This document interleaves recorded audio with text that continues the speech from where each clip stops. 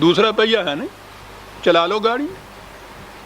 خلقناکم ازواجا، وہ آپ نے غور فرمایا کہ قرآن کس انداز سے اتنے اتنے بڑے مسائل معاملات کو حل کر کے رکھ دیتا ہے ایک لفظ ازواج سے۔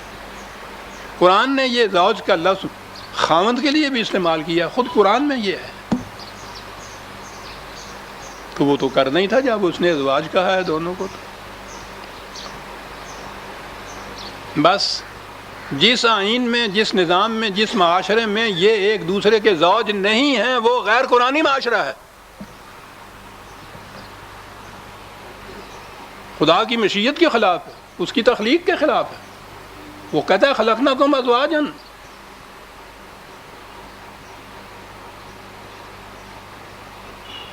قوموں پر عذاب یوں ہی نہیں آ جاتا، خدا کو چیلنج دینے سے عذاب آتا ہے۔ یہ چیلنجز ہیں عزیزان من، یہ مسائل نہیں ہیں، فقہی قوانین نہیں ہیں، زندگی کے بنیادی حقائق ہیں، مسائل ہیں، بنیادیں ہیں زندگی کی۔ خلقناکم ازواجا ایک بنیاد ہے زندگی کی،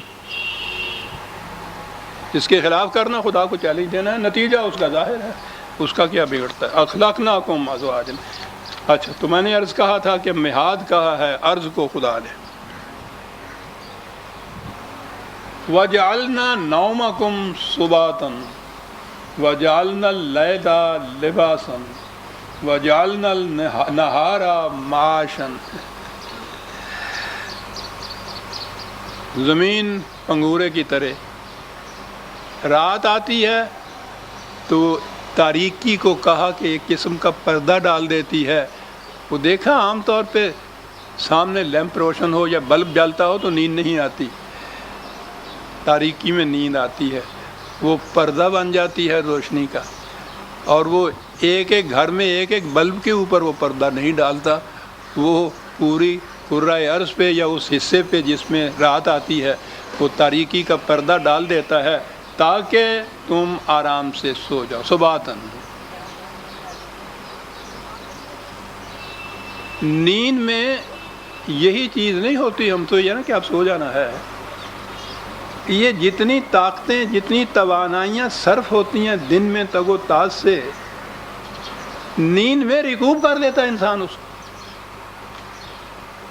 وہ جو آپ دیکھتے ہیں نا کہ جب رات نیند آئی نہیں اچھی طرح سے کھڑکتی ہوئی تو تھکا ہوا اٹھا ہوں میں، جی نہیں چاہتا اٹھنے کو، کیا ہوا؟ نیند کیا کرتی تھی جو نیند نہیں آئی تو یہ کیفیت پیدا ہو گئی؟ ہم نے کبھی اندازہ ہی نہیں لگایا کہ ساؤنڈ سلیپ اگر رات کو آ گئی ہو تو کس قدر آدمی فریش اٹھتا ہے۔ یہ فریشنس کیا ہوتی ہے، تازگی کیا ہوتی ہے؟ وہ جو توانائیاں صرف ہو گئی ہوتی ہیں دن میں، وَجَعَلْنَا النَّهَارَ مَعَاشًا، تو وہ کام کاج کے لیے جو دن بنایا تھا تو اس کے لیے جتنی توانائی صرف ہوتی ہے وہ رات کی ساؤنڈ سلیپ میں، گہری نیند میں وہ ریکوپ ہو جاتی ہے، توانائیاں واپس آ جاتی ہیں، ریفریشڈ اٹھتا ہے، تر و تازہ اٹھتا ہے، پھر وہ اس قابل ہو جاتا ہے جعلنا النہار معاشا۔ ترتیب دیکھتے ہیں کیسی خوبصورت ہے سر، نوم کو سبات، لیت کو لباس اور نہار کو معاش، اور یہ سب کچھ اٹل قانون کے مطابق ہوتا ہے۔ وہ قوانین جو کروں کو بھی اپنی زنجیروں میں جکڑے ہوئے ہیں، وہ بنائنا فوقکم سبعا شدادا، متعدد کرے تمہارے ہاں فضا کی پہنائیوں کے اندر ہیں۔ یہ ان کا نظم و نسق ہے باہمی کہ جس سے یہ دن اور رات اس کی گردش دولابی جاری ہے، یہ ہو رہی ہے، کتنی ایگزیکٹنیس سے ہوتی ہے۔ یہاں ہم حسابی قاعدے سے بتا دیتے ہیں کہ سورج اتنے منٹ اتنے سیکنڈ کے اوپر طلوع ہوگا، اتنے پہ وہ غروب ہوگا۔ یہ ہمارے حساب کی روح سے سورج نہیں یہ ہوتا، سورج کے حساب کی روح سے ہم اپنے ہاں یہ کیلکولیشن کرتے ہیں، کبھی غلط ثابت نہیں ہوتی۔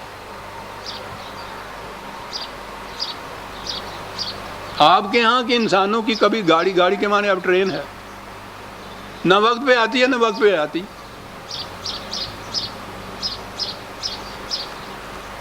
جب پوچھو یہ کیا ہے جی ہوا پانی کا کھیل ہے گا، کسی دی اختیار ہی تھوڑا ہے گا، اختیار چیز نہیں ہے گا، ٹھیک ہے، وہ غنیمت ہے کہ وہ چیزیں تمہارے اختیار میں نہیں رکھیں، کہیں اگر سورج چاند بھی ان کے اختیار میں ہو جاتا پوچھو ہی نہیں کیا اجر برپا ہوتا تھا۔ وجعلنا سراجن وہابا، ایک ہی چیز میں سورج پیدا کیا، روشنی بھی دی، حرارت بھی دی۔ ہم نے دو لفظ پڑھے، زیادہ سے زیادہ ان کے دو معنی یہ لیے۔ سائنسدان سے پوچھو کہ حرارت کا اور روشنی کا زندگی کے ساتھ کتنا گہرا تعلق ہے۔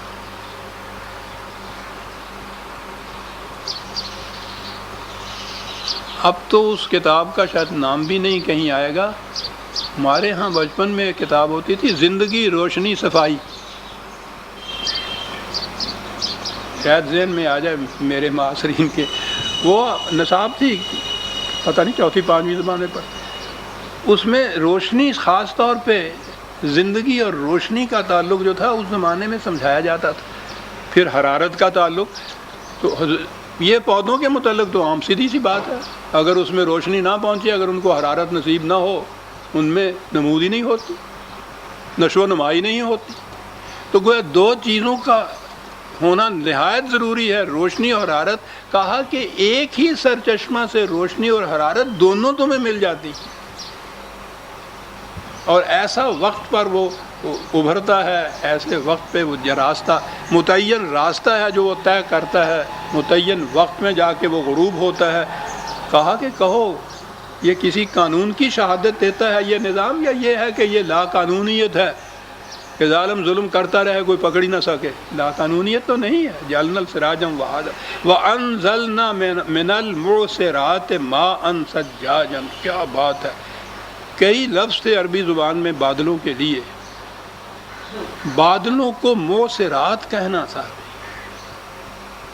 واہ، معصرات اثر، اس کے معنی ہوتا ہے کسی چیز کو نچوڑ کر اس کے ہاں سے جتنی چیزیں ایسی ہوں جو ناکارہ ہوں، ناکامیاب نہ ہونی، ان کو الگ کر دینا، اور کشید کیا ہوا پانی جو ہے اس کو اٹھانا۔ کشید کیے ہوئے پانی کو بادل کہنا۔ آج سمجھ میں بات آتی ہے جو کہتے ہیں کہ سارا نظام جو آپ کے ہاں فطرت کا واٹر ورس کا چل رہا ہے، اس کی بنیاد یہ ہے سمندر کا پانی تو ایک گھونٹ بھی آپ نہیں پی سکتے، وہ تو ہلاکت ہوتی ہے۔ پھر اس کے اندر جو کثافتیں ملی ہوئی ہوتی ہیں وہ ایسی نہیں ہوتی کہ فلٹریشن سے وہ دور ہو جائیں، وہ اس کو محلول کہتے ہیں، وہ اس میں ایسی حل ہوئی ہوتی ہیں کہ صرف ڈسٹلیشن سے الگ ہو سکتی ہیں، وہ فلٹریشن سے نہیں۔ یہ نہیں ہے کہ کوئی ململ کا کپڑا یا اس قسم کی چیز لی، پانی ڈال دیا اس میں، یہ ٹھیک ہے دردرے مادے جن کو کہتے ہیں وہ تو اس کے اندر آ جائیں گے، لیکن جو حل ہوا مادہ اس کا ہوگا وہ تو اس میں نہیں آئے گا، وہ تو ڈسٹلیشن سے آئے گا۔ نظام یہ ہے کہ سورج کی روشنی سمندر سے جتنے بھی ہلاکت آمیز زندگی کے خلاف جانے والے مادے ہیں وہ سمندر میں رہنے دیتی ہے، کشید کر کے سورج کی کرنیں لے جاتی ہیں اوپر مصفہ پانی کو۔ قرآن اسے معصرات کہتا ہے، نچوڑا ہوا پانی جو ڈسٹلیشن کے ذریعے سے اوپر جاتا ہے، معصرات۔